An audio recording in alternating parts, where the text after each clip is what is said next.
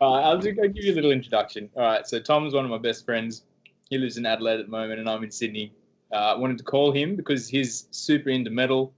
He's super into his music, and he does it as a hobby on the side. And he's performed a couple of times in pubs and stuff like that. And he's transitioned away from metal. Was that an accurate thing to say? Yeah, definitely. Like, Yeah. rarely listen to it anymore. Yeah, and he's transitioned more into acoustic stuff, you could say. Yeah. Yeah. So I Well, just want. I suppose, I don't know, for the point of the podcast, maybe I could give you like a brief background of like Yeah. how I got into music and like what I've sort of done. Yeah, that'd be So I cool. suppose I learned how to play the guitar in primary school, and one of the most vivid memories I have is literally the guitar teacher we had in primary school. Um, every lesson up until a point was like, I'll give you an E on the piano, tune your top string to an E. Now go away and figure out how to like tune the guitar. That was pretty much it for like weeks on end. She was just trying to weed out all the little kids. Yeah, primary school. But literally that was one of the happiest days of my life when I figured out how to tune the guitar, and I came back at the end of class and showed her the guitar, and she played it, and she was like, "Yep, you actually passed. You tuned the guitar." I was like, "Yes!" Now I was like ready to actually start like learning Smoke on the Water and shit like that. Yeah, that's dope. But yeah, that was when I kind of realized that yeah, like music is cool. Like you can learn things, and you don't always get things the very first time you try to learn them. It takes time. And then transitioning on from that, I suppose I got more into like the electric guitar in high school. I did year 9 and 10 music where I was really into the heavy metal scene, bands like Parkway Drive and Bullet for My Valentine and Avenged Sevenfold, things like that.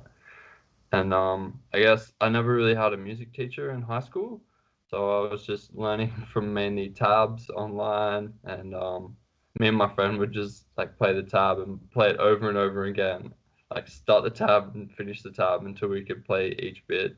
And half the time we were just sort of like we weren't playing it accurately. We were just kind of like, oh, we can't play this bit. That's all right. We can play this next bit. Just like fumble through. Yeah. Um, So yeah, there was no sort of error correction going on. And it wasn't until I got to, I guess, university, met people like yourself and another friend we have, Jackson, where I really started to, I don't know, look at my guitar playing in a realistic sort of manner and realize how many mistakes and like how many gaps I had in the knowledge. Yeah, you yourself point out all the time, like I didn't know any scales, but I knew how to play like certain songs. It was just very flawed. I had a very flawed approach to guitar. Um, and it wasn't until I started trying to learn how to sing that I realized how flawed my approach was on the guitar. And yeah, and that was when I had to like really um slow everything down, really pay really close attention to like how I was playing the songs and the chords and the notes and how I was singing things. Like really listen and feel. And that slowing down process was where when I feel like I actually started to learn how to play the instrument properly. Yeah. Even though it was still very devoid of theory, like musical theory. It was much more Rounded. better, yeah, more grounded, better sounding. Um, and yeah, I suppose the reason I started getting, I only I sung a little bit clean singing in high school, just when I was like playing the acoustic guitar at home, but I was really bad and I knew I was bad. And my parents told me how bad I was and was like, "You gotta stop singing in your room, Tom. My parents. Gotta stop this nonsense." So yeah, I had to wait. I could only sing if there was no one else at home. And even then, I had to be quiet so my next door neighbors wouldn't hear. But yeah, I suppose the value of having me on John's podcast is John's very classically trained, and he knows his shit when it comes to singing and like the anatomy and how it all works. He's had like many teachers, and I'm the complete opposite. I've never had a singing teacher apart from John trying to trying to troubleshoot, get me to breathe, things like that. Yeah, so it's been very self-taught, and it came out of this whole idea that once I moved to Sydney when I was at university, um, and I started going to these shows, I got more interested in the vocalists at the front, particularly metal shows, because the vocalists would it's just such a raw, powerful like experience, and they usually had a lot of meaning behind the words that they were singing. So I got really drawn to the vocal side of things, and just guess the acting and the performance side, and that's what I sort of kickstarted my process of like trying to emulate and make the same sounds as my favorite vocalists. And Yeah. yeah, that's where it all began. Yeah, okay. I find it interesting because even though I was like classically trained, I had the same story as you with guitar. Like I had a teacher for like 8 years and I didn't listen to him kind of thing. I'd just go out and do my own thing and I'd learn songs without caring if they were right. I just wanted to be able to play them. It's exactly the same as what you were saying. Yeah, but, like I just play something and be like, oh yeah, that sounds good enough to play with the record, so like whatever. And I only I only really started seeing the flaws in my playing when I tried to do jazz, and when I picked up the saxophone, that was so. It's funny that you said when you sang, you realized how flawed your approach was to guitar, because I find learning the second instrument is always a really good measure of how good your thinking is. Like transferring the guitar thinking and then trying to apply it to something else, and you go, "Oh, it's not working at all." Like it's so specific and so basic. So, did you find it really hard to transition into like that slower phase of thinking, or do you think it came because of maturity and like age? I definitely think maturity played a factor, but it was more to learn how to sing. I couldn't match the pitch of the songs very well, Yeah, and I literally had to like learn what a scale was on the piano so that yeah, I could sing the notes in a scale. Like I didn't know that, and I'd been playing guitar since primary school for like 6, 7 years. I didn't even like musical notes. The only notes I really knew was like D because I had to tune my guitar to like drop D or like whatever it was. yeah, the root note. So that Yeah, just, I don't know, it puts it into context of like how far removed I was from music theory. And yeah, once I realized that like still to this day I don't really know what the notes are in the C major scale. I just know like the pattern on the piano. yeah, Like when I have to well for C major you don't have to play any black notes, but then if you went to the next like if you went up to the next note or chord, you have to play back notes and things like that. I still don't really know exactly what the chords are, but I remember the pattern and what it sounds like. And yeah, that's, I guess, what really improved my guitar playing, if I think about it, is I started to listen to what it should sound like. And that way I could, I don't know, sort of piece it all together. Because, yeah, when you're singing, to self-correct in real time. You have to be hyper aware of what your voice sounds like, of whether or not you're hitting the pitch, and if yeah, you're not. And for a long time, I couldn't tell when I was actually singing. I had to record myself singing and then go back and listen to it later and be like, no, that was very wrong. Even though it kind of like it felt nice and it felt like viscerally like a good release, it was very wrong. And I guess I could step into like some of the problems I had with singing, or I could start and talk more about the screamo singing if you wanted to, John. yeah. I did because I was gonna say, how did you find self-learning singing? Because self-learning guitar you can kind of do because you hit a note and it's always going to be the right note, kind of thing, unless it's out of tune. But singing, I feel like, how did you find singing by yourself? And then when I was teaching you like a couple of different things, did you find having that like instant like, no, that's not quite right, try it this way? Did you find that super helpful, or did you prefer like to experiment, listen to yourself, or is like a blend of both? Well, I definitely preferred when you were showing me how to do things because I'd practiced the the technique or the scales in the correct way and could instantly see improvements in my voice, like Yeah. instantaneously almost. Whereas like I'd be going months before, like just doing the same what I thought was right, stumbling around in the dark pretty much, Yeah. and yeah, not really getting any progress. But Yeah. yeah, So so it wasn't until I kind of figured out mainly through John, and I had another sort of singing mentor back home in Merimbula. I didn't breathe correctly when I was singing at all. Like I almost like didn't take any breath in to like sing. It was very strange. your breathing was reversed. You used to push your stomach in to breathe in, and then you'd push it out to breathe out, which is Yeah, the I'd be opposite. like racing to scream. Yeah. It was yeah, and through doing that because I didn't know it was kind of self-taught and I was trying to just go based off the noises that I could make. Yeah, I developed the complete opposite breathing pattern that you're supposed to have, Yeah. which wasn't easy to to undo, Yeah. mind you. How did I you? How suppose did, yeah, I wouldn't actually know how you learn how to scream except for like one DVD. I think her name's Melissa something. The Zen art, the art. What is it like? The Zen art of screaming or something. That's the yeah. only official thing that I've ever heard of, like teaching how to scream. Did you self experiment with the screaming thing, or did you like figure out from people that could scream? Like, what was that process like? For me, I did watch a lot of YouTube videos of people trying to explain their own way and how they learn how to scream. Yeah, Um,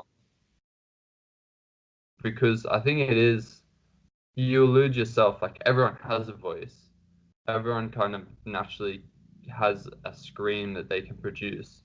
yeah, The trouble is when you're self-teaching yourself, you're trying to emulate everyone else instead of like letting your natural scream come out in its primitive sense, but yeah, with all the diaphragmatic backing and things like that that you need. Like so, people like I kind of had an understanding of the theory of what I was supposed to do. yeah, I just had no idea if I was actually doing it correctly. yeah, My only measure was like I'd record it and then listen to it and be like, oh, that kind of sounds cool, or like, no, that sounds really wrong, which yeah, is the I I'm pretty sure that's the wrong approach to have when you first start, because you don't have the strength and integrity in your voice yet. Like, mm, I'm pretty sure um when they do things like false chords, like yeah, and shit like that, when you first like start learning how to do it, it sounds really weird, and they get you to do all like this is people on YouTube. They get you to do exercises like pretend you're a dog, like ruff ruff, and things like that, and it yeah, just or pretend you're a dinosaur and weird things like that, and yeah, it kind of doesn't really sound right and doesn't really click. I don't know. For me, even though I can easily do false chords, I never used to scream like that. The yeah, the screaming method that I kind of learned how to do myself um was we figured out later was like through my falsetto, yeah. That's right. because what ended up happening is I was having the actually this was probably good. So when when I say I was a metal like screamo singer, I used to sing a lot of songs that had screaming and singing in them. So I had to learn how to transition between both. And like while I was working on my screaming, I was essentially learning how to clean sing as well, which harks back to what you said before. The more you scream, the more you realize like, no, I need to learn how to clean sing properly first, Yeah, and then from that foundation of being able to hit the right notes and like how to breathe correctly, then the your screaming will be improved. yeah, That was a big thing that I noticed, and that was a big thing that you helped me with, John, because just the techniques and some of the what was it like Swedish Italian method sort of opera singing yeah, really just helped my like clean singing voice, and then gave me the sort of like strength in my vocal cords and the integrity of having a properly supported diaphragm and like correct alignment to then like really improve my screaming voice. Mm. And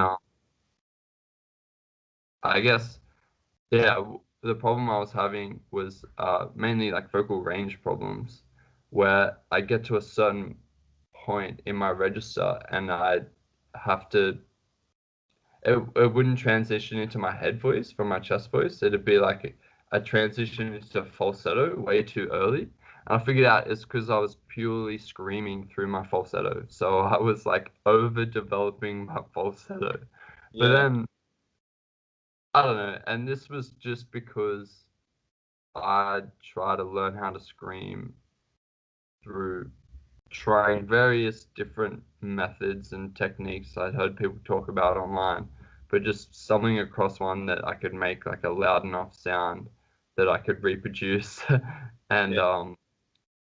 it didn't leave me without a voice afterwards. So I was like, oh, I must be doing it right. Yeah. Did you ever find? Did you so when you were starting out learning how to scream? Did you lose your voice a lot? I'm gonna say no. Like I never really lost my voice at all, but I was hyper cautious. Like I knew it was a thing that could happen. Like knew you could develop nodes and like you could really fuck up your voice if you were screaming incorrectly. So Yeah. I made conscious effort to never do anything that hurt and um take like rest. So like if I screamed really long one day, I wouldn't scream the next day. I'd just naturally be like, no, I'm gonna stop myself. Yeah. Even if I didn't have to. But it did get to the point where the friend I mentioned earlier, Jackson, who played the guitar, and I would literally practice every single day. So I did scream Yeah. every single day for a period Yeah. of like, I don't know, almost 6 months. And it was fine.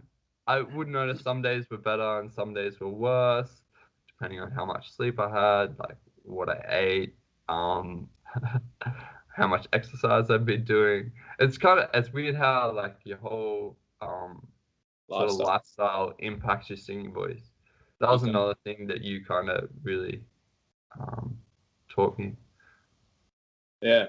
It's yeah, it's funny with that's interesting that you didn't lose your voice because I when I started screaming, it was more like yelling as loud as I could to try and get the because I always thought it was loud for some reason. Like I've always had this thing that like when you scream, it should be like an actual scream because like when you hear it in a metal concert or something, like it's a rumbly like It's loud.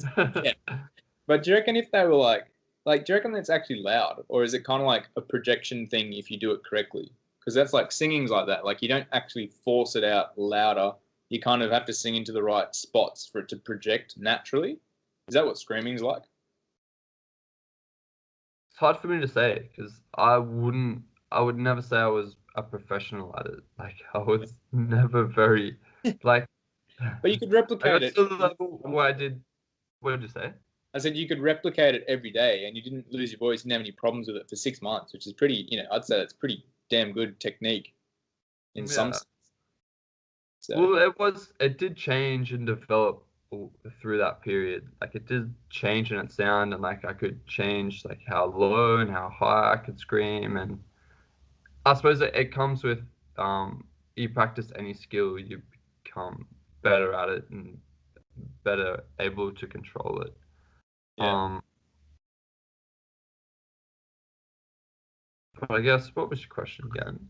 As in, like, is it loud? Like, if you were to scream Oh, as part of a song and it's acoustic set and there was no mics, would it be like a scream, like someone murdering, someone, or is it kind of like a reserved noise that gets amplified through the microphone? so my answer to that question is it's different for every single artist, metal artist out there. Yeah, Like fair. some of them are loud as fuck, and at like the start of the song, they wanted me using the microphone, and you can hear them through the audience, and it's like, what the fuck? They'll use it for like a dramatic impact of like not even using the microphone. And then when they use the microphone, like in between songs, they'll have to yell into it so that you can hear them talking because they're so loud. But then like the next band will come on and they'll have to like change all the settings and like all the levels because the next scream will come out and he'll have to like cup the microphone so Right. that you can hear him. So Yeah. like, it's very different for different screamers and it depends on their technique and I guess what works for them or what they've trained themselves to do. Yeah. Yeah. Did you ever get For me frustrated? personally, mine wasn't very loud, and because it wasn't very loud, I always second guess whether or not it was correct. Like there was a few things, like overdeveloping my falsetto. I was like, I'm probably doing something wrong here. Yeah. That's where it comes into another thing, which I think is kind of the same with clean singing, but even more so with metal, like screaming vocals.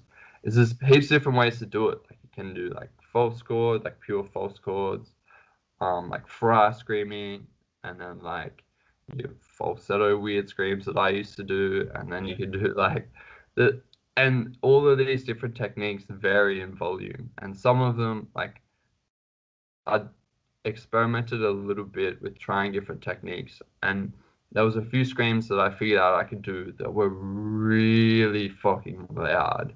Like I'd go from the microphone up against my face to like the microphone here to do them if I was performing them live. Yeah. And but those ones would really tax my voice, and like Yeah. Okay. I'd notice at the end of the day if I did too many of them, it would hurt and I wouldn't be able to talk properly. Yeah. But I suppose that was more like you'd only use those for dramatic effect when you were performing, or you do them once or twice when you were recording an album and things like that. Yeah. So I think being self-taught, I suppose that's the experience that I have, that you can get very lost and misguided and have it's like a very self-discovery, like trial and error sort of process. Yeah. For sure. Did you find? But I was gonna say that being said, you can't really go out and get a screaming Yeah. vocalist teacher. Like it's not a Yeah. common thing.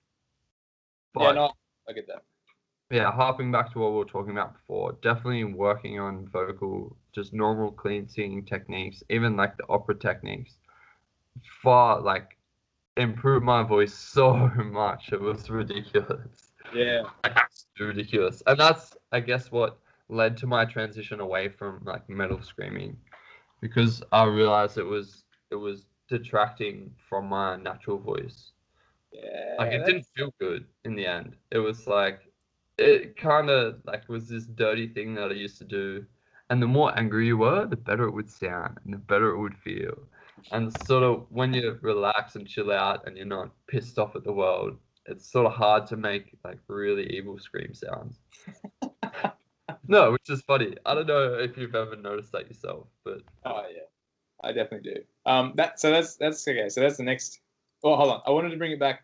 Just one thing. Did you ever get frustrated with yourself and your instrument being your voice because you couldn't? You did like you never sounded the way you really wanted to sound. Like you liked the band because like Parkway Drive, for example, like an amazing screamer. Did you ever get frustrated with yourself because your voice wasn't as loud or like you know? I had my own like sort of unique voice. Yeah. Um, I guess I would get frustrated, but at the same time, it was more like doubting myself. It was like, am I actually doing it correctly? Or like, why does my voice sound like this and not like that? Or like, is he just doing a different technique that I don't know how to do yet? Or like, there's just so many unknowns going on. And Yeah. there's another good band that I used to show you a lot because I really loved the guy's voice. It was Architects, Yeah. Yeah. and this he had the ability of learning how to like scream and sing at the same time. So he like screamed and sung to like a certain pitch and certain melody, and I was obsessed with it. And like trying to emulate that was just like realizing how incompatible the way I'd learned how to scream was to doing what he was doing. Yeah. Like That, I had to learn a completely different screaming technique so that I could try and sing scream. And yeah. It's fascinating. yeah, it was just there was a lot of doubt, self-doubt going on. But at the Yeah. same time, it's like you sort of investigate the sounds that you can make, and if you make a sound that sounds cool, it's like, yeah, I'm gonna keep practicing that and trying to develop and grow that, Yeah. Because that's regardless like the sort of technique. My only measure, like I said before, was like, does it hurt? No, it doesn't hurt. Will you find it to hurt? That's so true though. Like I think for especially for something as unknown as screaming, like that's a it's important to have that self awareness and not be like, oh, this is just what it should feel like. Like it should hurt. I should scream until I can't talk because that's the way to get it. Like I think it's important to realize that everyone who has longevity in metal has figured out a way to do it without like harming the vocal cords. Because like even Avenged Sevenfold, Matt Shadows had to cancel their most recent Europe tour because he got his vocal nodes back and he was hardly screaming at all. So obviously the effects of poor vocal treatment for a long period of time is just not good. Like, would you prefer never to talk again at 30, or would you prefer to have like a voice and just sing less screamy? I find it super interesting. Screaming's been something that's always eluded me. Like I could never do it without pain. So it's interesting. Yeah, which is it's part of the path, I suppose. But I was gonna say before, going on what you just said, I'm trying to think what I was gonna say. No, it's gone. It's gone forever. Oh yeah, I guess the longevity of metal screamers, that was always playing in my mind. So it was like, look, if I'm gonna make a career of this, I've got to learn how to do it properly so it's sustainable and I can perform like 6 nights a week if I need to. Because I always found there was a real difference between practicing and then when I go to perform and the nerves are there and maybe your vocal cords dry out a little bit and then you're like forcing yourself on stage and it's like, this doesn't feel like it normally does. Yeah. And then imagining that like back to back to back to back to back would Yeah. not be good for your voice. But Once you get vocal nodes, you don't get rid of them really, unless you have surgery or you do some serious rehab. But like if you're on tour, or like you've sort of, like if you paid to if you're in go, a famous band, you don't have time to take like 3 or 4 years out of your touring schedule to practice and like exactly. retrain yourself. So I wanted to talk about, huh? I was gonna say it happens to a lot, like it's common. Yeah, it's a bit Metal sad. in particular. Yeah. So with the transitioning out of metal part, you touched on a good point, which is the more calm you are and the more happy you are within yourself, the less you want to scream and listen to this hardcore heavy shit. Did you want to talk more about that? Because I feel like that's a huge part of both of our lives that we engage in a lot, is like a lot of unwinding, cathartic stuff that's not aggressive. Does that make sense? Yeah, well, I guess I can only really speak from my personal experience, and the transition out of metal for me was part a health thing because I realized it's detracting from my natural singing voice, and part a sort of I think a maturity thing. Like you hear that like people's music taste will change. Like if you think back to yourself in high school or in primary school, your music taste is very different. Like when you look back at your old playlists, you're like, oh, I can't believe I used to listen to that band or like such and such. You're almost embarrassed to like reveal to your friends who your favorite bands were and what you used to spend most of your time listening to. Yeah. I think naturally as I've got older, and I think that's happened to yourself as well.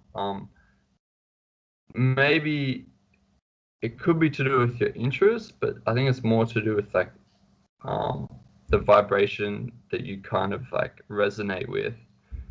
When you're younger, life's a lot more chaotic and unorganized. You don't really understand what's going on, and like you're bombarded with information all the time. You're in kind of like a fight or flight state all the time. So for me, metal was like all this tension would build up, and I could just like let it all go, and like go crazy, scream, and listen to all this like really heavy, angry, not even like angry, but just like sometimes sadistic and fucked up music. And like the more fucked up it was, the more I'd be like, yeah, that's it, because it just like feed or like allow me to like get rid of these evil feelings I was having inside of me, and then it probably facilitated and like made me addicted to those evil feelings as well. Now I think about it, and as I got older and sort of like stepped away from that music, you well, as you get older, you have more emotional, I guess, stability and control and awareness, and you don't need this to listen to this radical type of music as like a daily relief and release of tension. You don't have that tension arise in your life anymore. And for me, I've almost gone the opposite. Like I listen to a lot of almost instrumental and like Buddhist like relaxation music. Yeah. And that's just, I guess, the music that I resonate with at the moment. Yeah. Because I found as I had to like metal was always a really fast. Well, it was almost like skateboarding in a way. Like it was dangerous to play metal because you had to play really super fast. You had to be like it was like a physical exercise for me. So I really enjoyed doing that and getting into that like just like the zone of like it's yeah, and like you got to shred and it's like all very much aggressive, powerful, like solid music. And I think as I started to practice more and more with more like thinking involved and less like running and sprinting because you don't really think that much about that. Depends how professional you get. But I think I started transitioning out of it because I realized how the same it was. Like there's only like it was like that addiction to heaviness. Like you really wanted the drop to be heavy, The and then breakdown, yeah. and then it got like less heavy the more you listen to it, and then you tried to find a heavier song, and then it just started sounding like it was just like like nothing's gonna satisfy this desire for it to be like it's like that primal anger or whatever the hell makes you want to hear something that's like a really heavy drop. So I started getting out of it because I was like, oh, I think I'm chasing my own tail with it. Like I'm listening to stuff that's it's not like it's as heavy as it was when I first listened to it, but I'm starting to get sick of the same. Like it never really metal never evolved in my mind. Like it went more electronic and produced, and it actually made it less heavy. Like Parkway Drive's always been one of my favorite bands because they just plug in some amps and record it fairly sonically as opposed. Yeah. And as I was slowing down my own mind to practice properly for university, going to do music university and trying to do jazz, I used to hate jazz. Like some of me still does hate jazz, but as I started like hearing more, and you said like when you were learning how to sing, it's all about like how aware you can be of your own listening. As I started to put all these little Lego blocks onto my little ability to play guitar, I started to appreciate metal, not all metal, like maybe like 90% of what I used to listen to, I started to appreciate it less because it wasn't as interesting. Yeah, sophisticated. And I don't want to sound like a snob because I still love Parkway Drive and I still love Bring Me the Horizon. And I still love, Bullet for My Valentine, but I'd like listen to them, like once a week, like if I'm going to the gym or if I need to be. Good, yeah. But otherwise, yeah, I definitely transitioned out of that kind of stuff. And like I was listening to trance for a lot of time because trance was my the heavy drop kind of stuff. Like I don't know.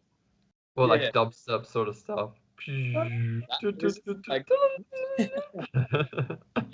just like really uber melodic stuff with like a drop because it was. I think I started figuring out too. There was a contrast that made it heavy.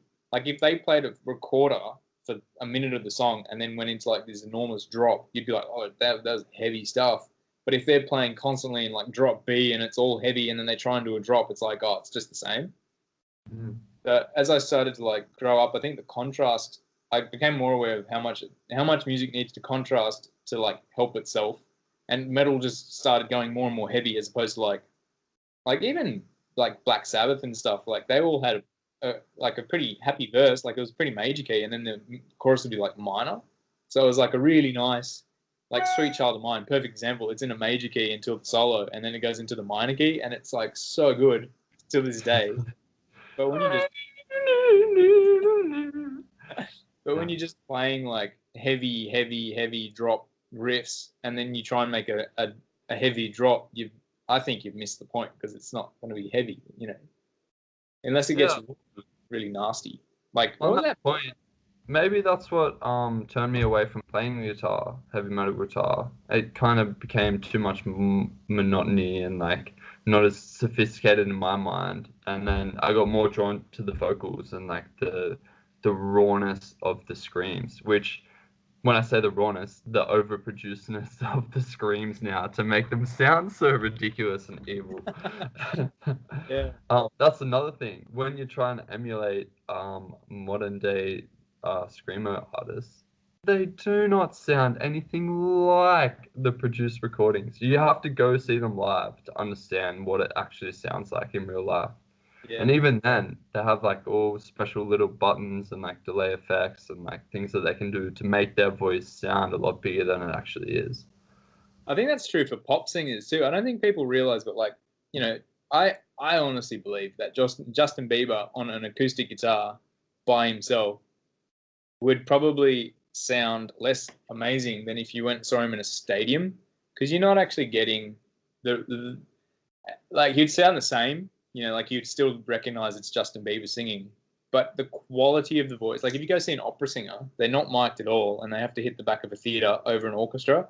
So the quality of voice has to be there.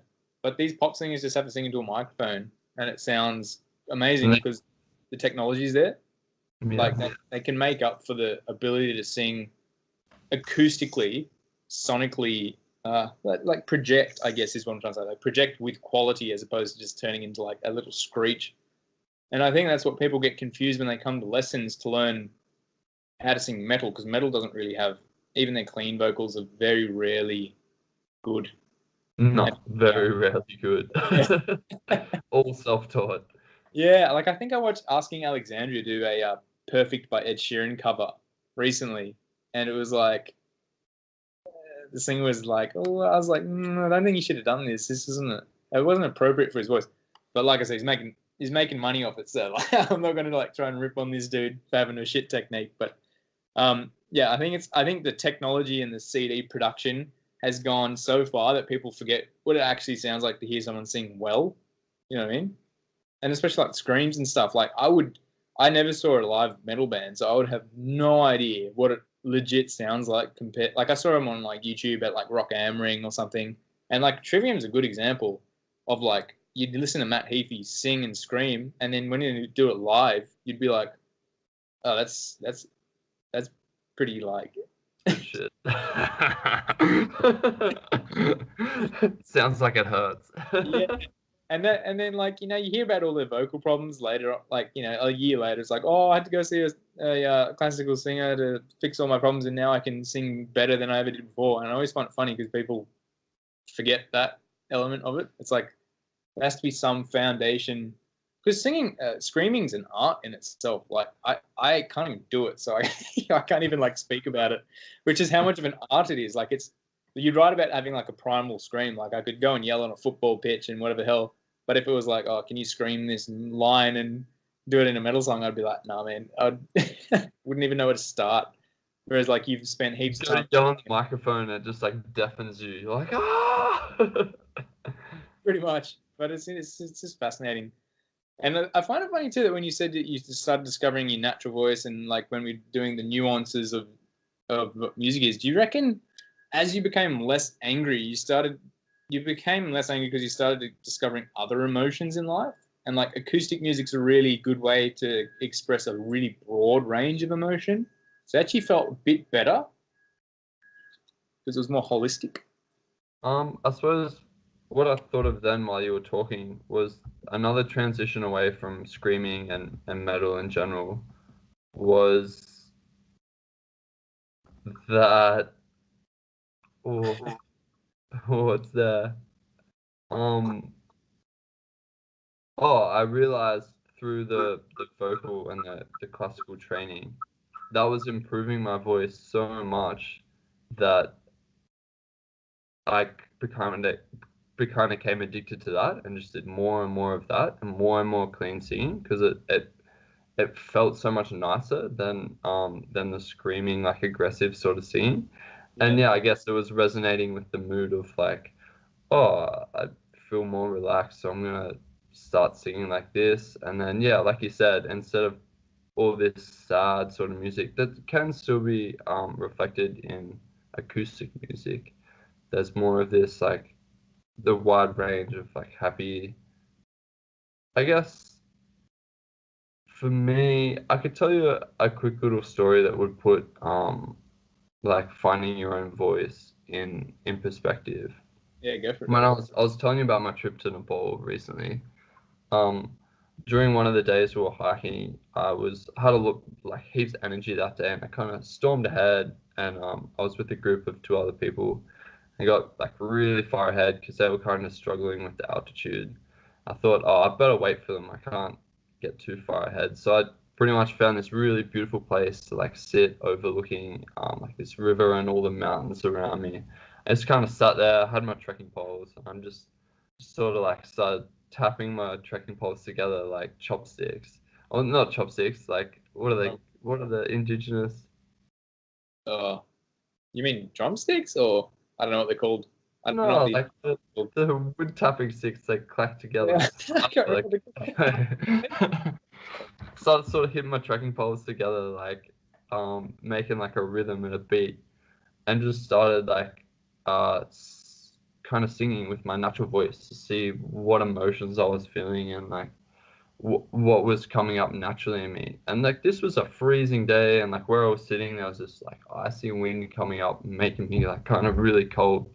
But like you know yourself, with cold exposure, you can relax yourself and sort of ignore the cold and get to a point where like the cold doesn't phase you, Yeah, and you keep your core body temp. Like you can essentially numb yourself to the sensation of the cold. Um, I was sitting there and I just out of nowhere made up this song about the cold and how it makes you strong, but how it initially like makes you numb and like weak and like makes you feel young and things like that. And then it transitioned to like how it makes you feel strong and powerful and like smart and things like that. And I just sang like this real primal sort of tribal song. And there was no need to like bring it back to what we were talking about before. There's no need to like scream or try and emulate anyone or like try and imitate some vocalist. It was just my natural voice just releasing itself, and you can feel like your whole like diaphragm and everything open, and like as the whole sound is like traveling around like up the back of your head, like around all your neck, you can feel it as it comes out and just feels so pure and raw. And you kind of, for me, my singing journey has turned into more about the feeling and the sensation of singing itself rather than what it sounds like. yeah, And I don't know if you can agree with this as well, but I feel like that's way more important than trying to like record yourself and then troubleshoot how it sounds. Like sing with the emotion and like the natural ease and the calmness and sort of the openness, and like, with that comes the rawness and the like the power of your voice. mm, And irrelevant, don't worry too much about what it sounds like, just aim for that feeling. And uh, for me, that is when my singing voice, if I did record it then, probably would have sounded amazing. yeah, Would have sounded, whoa, this guy's got an amazing like deep voice. And yeah, yeah, it's kind of funny how for me, when I try and ignore what it sounds like, because yeah, like I said before, it used to sound terrible when I was trying to emulate people on the acoustic guitar, especially back home when I still lived at home. My parents were like, "You got to stop singing, like it's terrible." yeah, Um, Yeah, I suppose that's where you can explore like your natural range and like see what notes feel fun. Like you can explore different emotions, going back to what you were saying. And yeah, for me, I suppose the acoustic guitar has helped that because the acoustic guitar is so accessible, and I kind of knew how to play the guitar, but it's a good accompaniment, I yeah, feel, because I'm not listening to a song and then trying to sing along to the song, yeah, which it's more I can play my own music and then express myself naturally, yeah, how it feels like I should like make my own sound sort of thing. And yeah, it's been really fun, like really fun. I want yeah. to keep doing more of it. Yeah, that's dope. Because I had the same. I like it's so true. You got to sing for yourself, and what it's more important for it to feel right than it is for you to sound like one of the Architects lead singer or Pavarotti or whatever, because I know if I sing an opera, like an aria or an operatic song, and I sing it with a dude who's like 40 years experience, I'm like straining. I'm pushed way past my limit trying to emulate what I think I sound like with him. So if I just play the piano and I don't really give a shit what it sounds like and I just sing it as it feels good, I actually get better and better at singing it the way they sound. So it's like this letting go of this preconceived idea that you know what you sound like live. Like a lot of people sing and they're trying to make it sound really good. And when you're like, what are you doing? Like, just let it go. And then they let it go and you're like, oh my God, did you hear that? They're like, no, it just sounded really bad. And I was like, what do you mean it sounded bad? I was like, it sounds amazing. And like, You're like, oh no, they're never gonna make it. well, no, I had that exact same experience. Like everyone talks about it. Like my teacher says the same thing. It's all, and that's why I think like having a teacher is super important who actually knows how to sing, because they'll be like, that's it. Like, and you probably, if you weren't so focused on making it sound some way, and you were more alert on what it felt like, you probably realize, oh, it actually felt super good and super easy to sing the way that they like it. And like you may not be aware of it yourself because you're actually enjoying the internal feeling instead of being aware of like absolutely everything. Because like you have to be aware of pitch and you have to be aware of the music, obviously.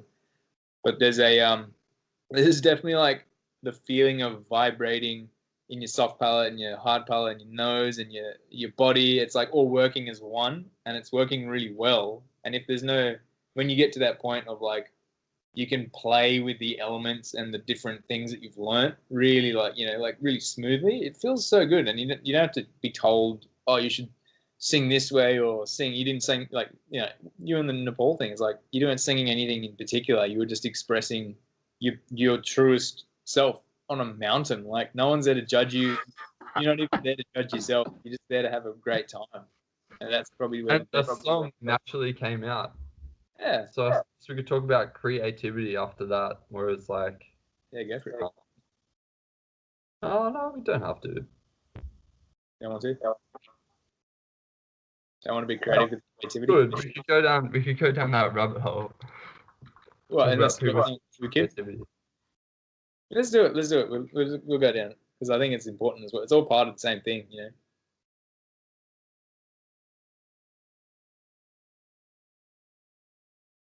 I'll say one more point before we talk about creativity. So I'm just thinking, I had something to say before. So when people are listening to a song and trying to emulate that artist, I think another point we could briefly mention is you can't properly hear yourself when the song's there. So when you strip it back and you're just listening to yourself, that's when you can be like, you might accidentally try something or something might come out that feels great, and then you can sort of troubleshoot and be like, oh, maybe that's how that artist makes that sound, because you're actually listening and playing with your own voice. You haven't got all this like external distraction going on. Because the only good thing about singing along to a song is the practice in matching pitch. That's about it. Or you learn the tune. Yeah, that's literally it. Yeah, you learn the intervals in the chorus and things like that, and how they enunciate words. And that's literally it. It's purely designed for like imitation. Yeah. Whereas like when you're singing by yourself without the music, there's so much room for, I guess, what we're going to talk about now, creativity, and so much room to explore and sort of kind of learn your voice and learn like, oh, if I push a bit harder here, or if I relax a little bit here, it will change how my voice feels and how it sounds, and like how high I can go, how low I can go. Like, oh, maybe if I suck my belly in a little bit, my voice can like sustain higher notes. Oh, that's crazy. Yeah, I think that whole just like letting go of the idea of trying to sound like a particular artist, because the chances that the voice that you have matches that particular artist is very small. And yeah, very small. And I literally, because of my like vocal range limitations, when I am singing along to songs, there's certain songs that I can't put on because I can't sing that high, or I have Yeah. to sing like an octave lower than the actual song. Yeah. So there's certain artists that I find that do have voices similar to mine that I can sing along to, Yeah. and that just puts it in perspective, or that's just a good example of how sort of limited that way of learning how to sing is, and how you should, I don't know, strip it back and focus on your own voice, so you can really listen to yourself and learn from your own sort of real-time experience. Yeah. I think as much as teachers are there to tell you how to correct it, it's a huge part of like, okay, well, what did they tell me to do here? And then how can I like manipulate that to do other things with my voice that I couldn't do before?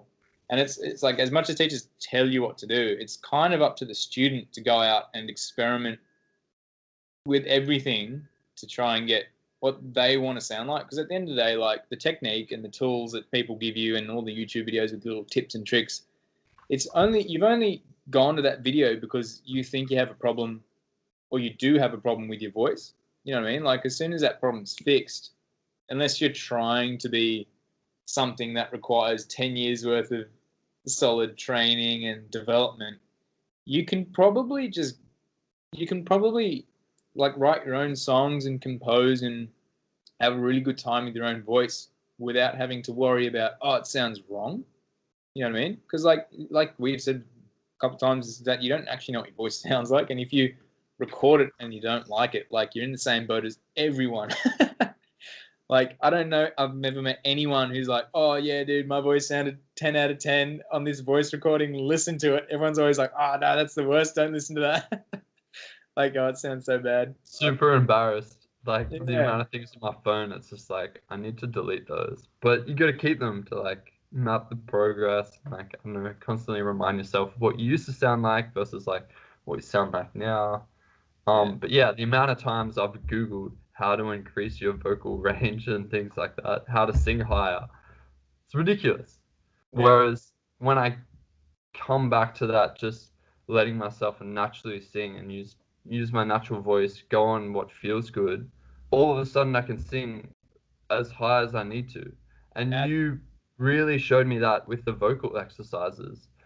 I was doing some vocal exercises with John, and I was like, no, I can't sing higher. Like, I can't sing up to these notes. And we're doing this exercise, and we're just getting higher and higher and higher and higher and higher. And it's easy. Like, I'm hitting the notes perfectly. And Yeah. John's kind of like, holy shit, like, maybe you're not a tenor. Maybe you're like oh, Yeah. maybe you're not a baritone. Maybe you're like a tenor or a soprano. I was like, what the fuck are you talking about, John? I can't hit these notes normally. And it was just, yeah, the lack of the technique, which reiterates again the art of having a good teacher Yeah. versus like self-teaching. I think that's an important discussion to have, because based on my experience as a self-teaching singer, that the most improvement I've had in my voice is through like the one or two occurrences I've had with teachers, Yeah. where they've just, I don't know, given me a technique to practice, or really just listen to me sing and like giving me an assessment, like you said, of like, yeah, that's it. Like, do that feeling again. Repeat that sort of process.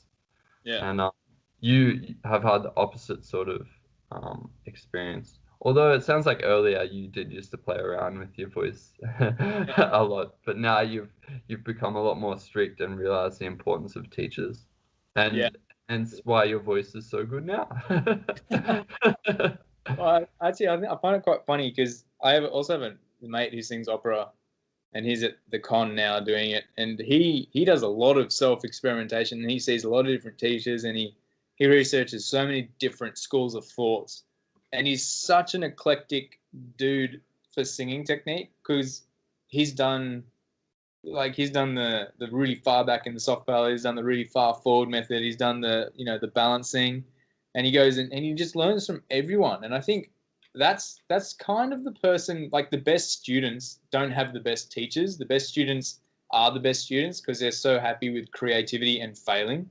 Like, I think my biggest problem for a lot of my life was like, I always wanted my teacher. I wouldn't think for myself. Like I'd wait for the teacher to be like, do this or do that or do this. And if like I never like you didn't practice what they told you to practice, and you go in and they're like, tell oh, straight away. you think that like, yeah, oh, you know, if you just stick with one teacher for 20 years, you'll be fine.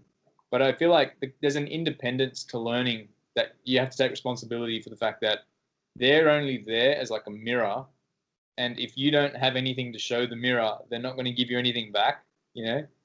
So if you don't practice and you don't experiment and you haven't fucked up during the week and you haven't tried to You sing. don't come to them with all these questions of like, oh, I was doing this technique and such. Yeah, they can't help you. Yeah, they Can't just help say that. you. That's because like they can only give you what helped them essentially, or what has helped other people. And if you're just like, oh yeah, no, I did it this week, and then you start singing, and they're like, well, like, are you sure you practiced? Like, oh yeah, no, I practiced a lot, and you're like, well, and you know, and then the teacher's like, well, it's really hard to try and fix someone who's just done exactly what you've said because it's a strange thing to say, It's but like it's not working. Oh shit! yeah, Try it again. it's literally just like there's a point where you've explained it to the utmost simplicity, and it's like, well, unless you go out and play with it, like unless you go and ride the bike without wheels, you're never going to know what it's like to ride the bike. Like I can't teach you how to let go. You know, it's like that actually has to come through the student wanting to do more, and like it's like, oh yeah, so they told me to practice my falsetto this week, but like you know, I did that for 5 minutes, and now I really want to go sing chest voice and like belt out, you know, musicals for theater songs. Like it's like that's what you should do. Like go and be what you want to be and need to be at that time. And then the vocal technique will kind of just do its thing in the background. Like it doesn't always have to be like I've fallen into the trap. It's like, oh, I need to do technique. I need to do technique. I need to do technique. And then you end up 6 months later, it's like, I didn't learn any songs. So it's like, what's the point of freaking learning technique? Because I have nothing now, you know, because like I have all this knowledge, but I don't have like a little tree that's like showing in the ground, you know, like there's nothing to, it's like the bamboo thing. It's like, it's all growing underground. Like 4 or 5 years later, nothing's showing, and then like the day that you learn a song, it's like the bamboo shoots up, and you're like, oh, that's why I did all the technique stuff. You know, the day that you're creative with the tools is the day that you actually get the most return out of learning a technique from someone. It's just so. I've always found it to be so ironic that like my best days singing are the days where I don't always listen to what my teacher's saying because I've experimented with my own voice because I feel more comfortable singing the way you intuitively know and feel good about, rather than being like, oh, I should do this or I should manipulate my voice because they told me to do that. So there's like that. There's that always that yin yang version of a teacher, and people shouldn't always rely on a teacher, and they shouldn't always rely on no teacher, because there needs to be that good balance of, okay, I'm my own teacher and I know what feels good and I know exactly what I want to sound like, and I'm discovering that because I'm matching it against, like, it's a contrast thing. It's like, oh, I want to be Ed Sheeran, my teacher's teaching me opera. You get to the point where you sound like Ed Sheeran, you're like, do I really want to keep doing the opera thing? Is that really what I want to do? And like, you have to be honest with yourself and say, no, I think I've gotten what I needed to get. So, and then you just have to go out and you have to jump up. You got to jump out of the nest. You know, you got to learn how to fly eventually. Like, you can't just stay in the nest. Yeah, I couldn't agree more. Your friend sounds like an amazing human, actually. The fact that he's like gone so far into learning each different method is He's amazing, dude. He's got a great dedicated, voice. dedicated. And it's funny because you can hear you can hear his voice, because I've heard him at like at the end of 4 years learning with my teacher. I've heard him at the end of 6 months learning with another teacher, and then I've heard him for like a month after learning with another teacher. And it's so weird being like, oh, that's what that technique sounds like. That's what that technique sounds like. And that's what that technique sounds like. And now I hear him sing, and I'm like, it's just this like amazing conglomeration of it. It's not like one thing. It's Wow. yeah. I should actually do an interview with him because he'd be a super fascinating Yeah. to talk to. Oh, I'm just trying to imagine, because it's like all the different screams I was trying to learn. You learn all these different methods, and you got that personal experience with each one, and like when to draw on them, and like for what effect, and what artist you're trying to emulate, or like what song you're trying to sing along to, or just what works best in certain situations. And It's that's part amazing. of creativity, isn't it? Hey, because you gotta intuitively kind of like you gotta have the tools, and then you gotta be intuitive enough to be like, oh, I want to do a vocal fry here, or I want to actually scream because it's a super powerful part of the song. But you have to know how to do it in a way, even if you learn it self-taught or you learn it by a teacher. It's that the creativity is what really ties everything we've said today together with guitar, singing. So, and I think not a lot of people do the creativity side, which is a bit sad because it's so. Yeah. Well, Very, there's the creating music side, but there's also, I think, the creativity and like what your friend must have done. Like, which method should I learn next? Like, he's created his voice by learning all these different methods and researching all these different ways.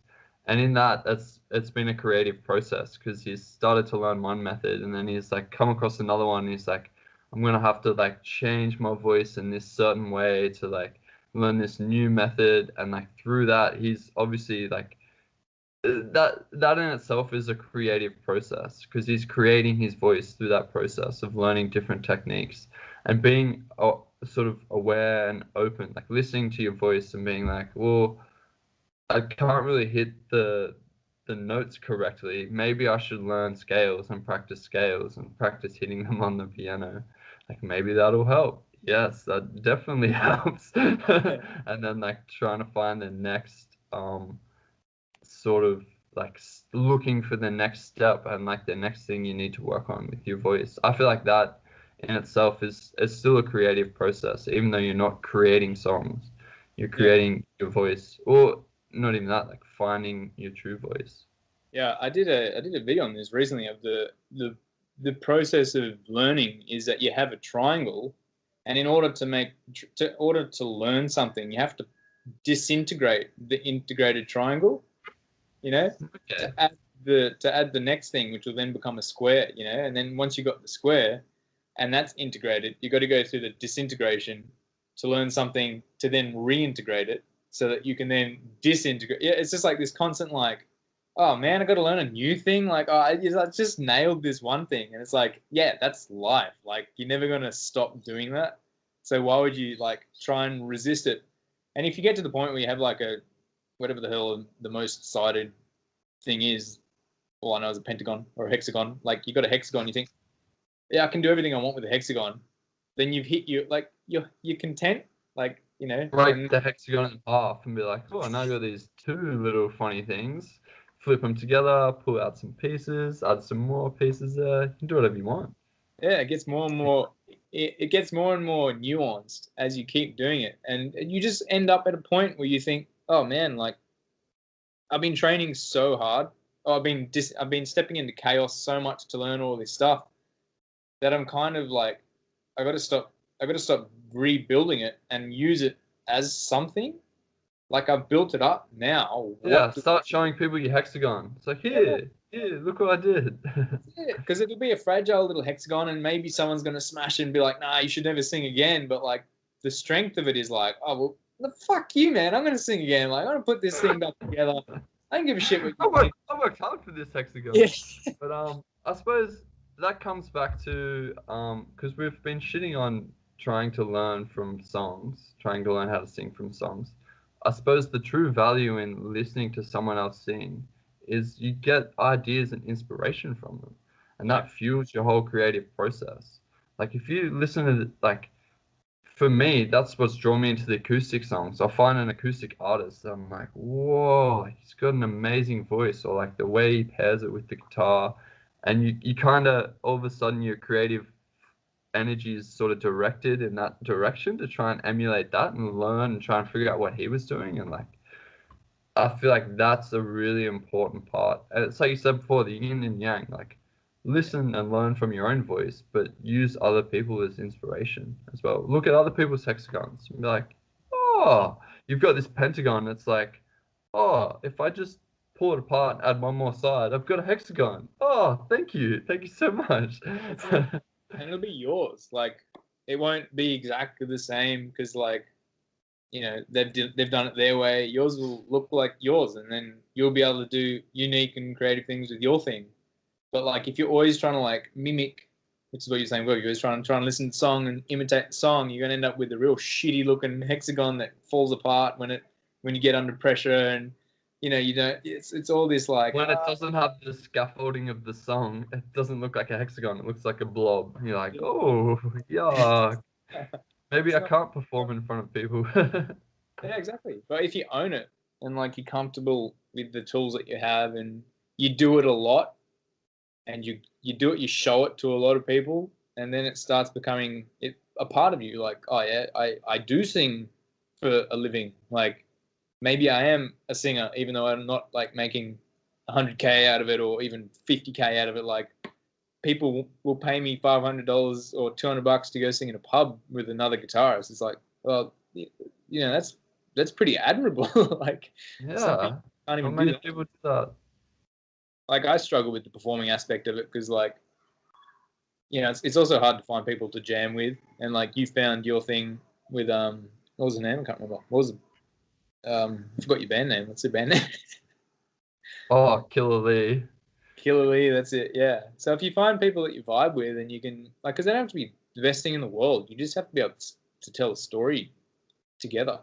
And then you go out, and if no one wants to pay you because you sound like you're telling a story of like a dead cat, then like you're not a singer. But if you can go out and show people and engage an audience to agree with like, oh yeah, no, you can come back next week. They really seem to enjoy that. Then you like that's owning the skill. You've like essentially mastered a big part of life. Yeah, performance is a whole nother category. Like there's the learning process, the creativity, and then performance is on like its own different world.